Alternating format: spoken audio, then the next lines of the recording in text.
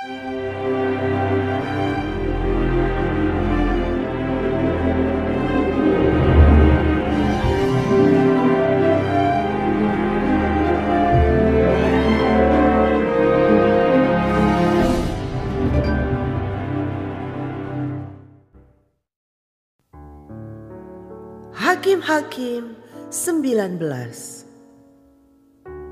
Perbuatan noda di Gibea.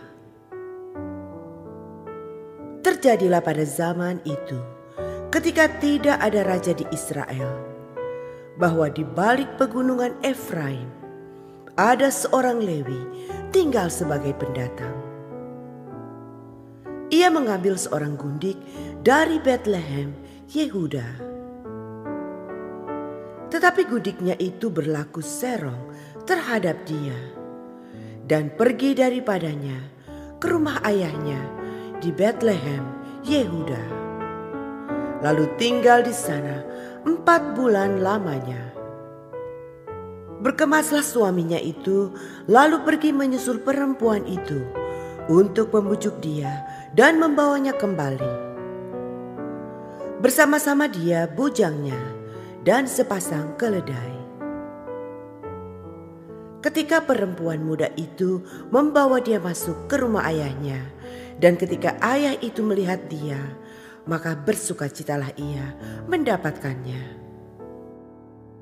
Mertuanya, ayah perempuan muda itu, tidak membiarkan dia pergi, sehingga ia tinggal 3 hari lamanya pada ayah itu. Mereka makan, minum, dan bermalam di sana. Tetapi pada hari yang keempat, ketika mereka bangun pagi-pagi, dan ketika orang Lewi itu berkemas untuk pergi, berkatalah ayah perempuan muda itu kepada menantunya, "Segarkanlah dirimu dahulu dengan sekerat roti, kemudian bolehlah kamu pergi." Jadi duduklah mereka, lalu makan dan minumlah keduanya bersama-sama. Kata ayah perempuan muda itu kepada laki-laki itu, "Baiklah, putuskan untuk tinggal bermalam dan biarlah hatimu gembira." Tetapi ketika orang itu bangun untuk pergi juga, mertuanya itu mendesaknya, sehingga ia tinggal pula di sana bermalam. Pada hari yang kelima, ketika ia bangun pagi-pagi untuk pergi, berkatalah ayah perempuan muda itu, "Mari, segarkanlah dirimu dahulu dan tinggallah sebentar lagi, sampai matahari surut." Lalu makanlah mereka keduanya. Ketika orang itu bangun untuk pergi bersama-sama dengan gundiknya dan bujangnya, berkatalah mertuanya, ayah perempuan muda itu kepadanya, "Lihatlah, matahari telah mulai turun menjelang petang. Baiklah tinggal bermalam. Lihat, matahari hampir terbenam. Tinggallah di sini bermalam dan biarlah hatimu gembira. Maka besok kamu dapat bangun pagi-pagi untuk berjalan dan pulang ke rumahmu." Tetapi orang itu tidak mau tinggal bermalam. Ia berkemas, lalu pergi. Demikian sampailah ia di daerah yang berhadapan dengan Yebus. Itulah Yerusalem. Bersama-sama dengan dia ada sepasang keledai yang berpelana dan gundiknya juga. Ketika mereka dekat ke Yebus dan ketika matahari telah sangat rendah, berkatalah bujang itu kepada tuannya, "Marilah kita singgah di kota orang Yebus ini dan bermalam di situ." Tetapi tuannya menjawab, "Kita tidak akan singgah di kota asing yang bukan kepunyaan orang Israel. Tetapi kita akan berjalan terus sampai ke Gibea." Lagi katanya kepada bujangnya, "Marilah kita berjalan sampai ke salah satu tempat yang di sana dan bermalam di Gibea atau di Rama." Lalu berjalanlah mereka melanjutkan perjalanannya. Dan matahari terbenam ketika mereka dekat Gibea, kepunyaan suku Binyamin. Sebab itu singgahlah mereka di Gibea, lalu masuk untuk bermalam di situ. Dan setelah sampai, duduklah mereka di tanah lapang kota. Tetapi tidak ada seorang pun yang mengajak mereka ke rumah untuk bermalam. Tetapi datanglah pada malam itu seorang tua yang pulang dari pekerjaannya di ladang. Orang itu berasal dari pegunungan Efraim dan tinggal di Gibea sebagai pendatang. Tetapi penduduk tempat itu adalah orang Benyamin. Ketika ia mengangkat mukanya dan melihat orang yang dalam perjalanan itu di tanah lapang kota, berkatalah orang tua itu, "Kemanakah engkau pergi dan dari manakah engkau datang?" Jawabnya kepadanya, "Kami sedang dalam perjalanan dari Betlehem Yehuda ke balik pegunungan Efraim. Dari sanalah aku berasal. Aku tadinya pergi ke Betlehem Yehuda dan sekarang sedang berjalan pulang ke rumah.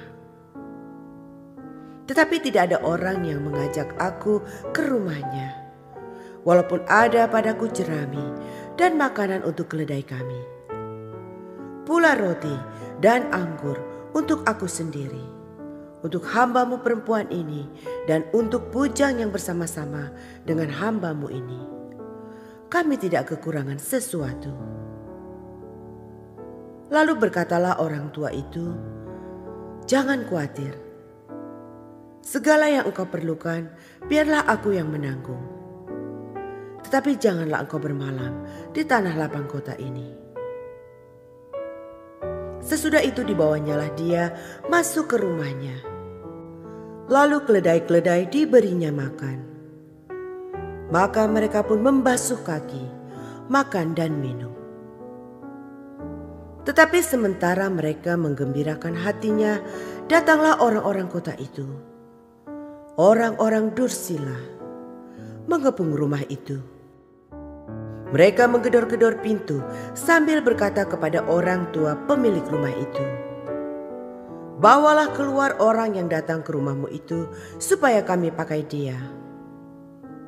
Lalu keluarlah pemilik rumah itu menemui mereka dan berkata kepada mereka, "Tidak, saudara-saudaraku, janganlah kiranya berbuat jahat, karena orang ini telah masuk ke rumahku.